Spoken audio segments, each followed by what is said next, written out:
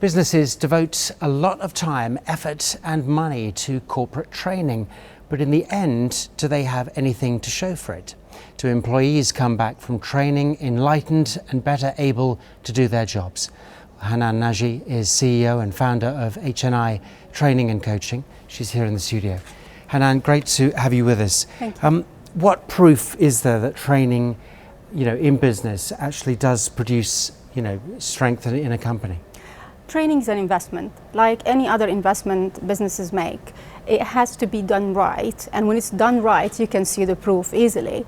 So for it to really work, it has to be aligned to the strategic objectives of the company, to the real needs of the organizations. And when this is done, and when you're able to compare the before and the after, you could see the real value. So if it's a commercial business and you can see after the training that the employees are able to help generating more revenue, reduce cost, control risk, or even with government organization achieve people's happiness or customer service, then it did work. Who is the training and management, carefully directed towards? Should it be the CEOs? Should it be the managing directors, the entrepreneurs, the owners of the companies, or should it be lower down the line, the actual employees? Training can benefit anybody and everyone in an organization, but it's down again to the real needs at this stage of any organization. So recently, for example, we had a big service organization came to us to keep continually training their sales force and managers. But when we partnered with them and dug deep, we found that the real issue with the declining revenue was the after sales. So this is where they had to invest a little bit more, and once they did, you could see the change instantaneously. What skills are you finding are most in demand with training like yours?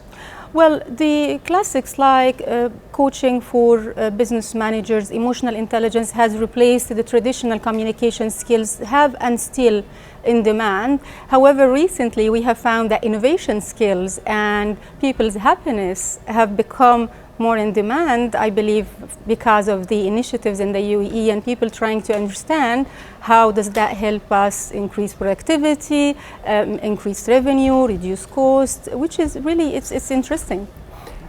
How have your training methods actually evolved? Because obviously, the technology in these companies is changing so rapidly. Oh, yeah. How are you as a trainer keeping up with that?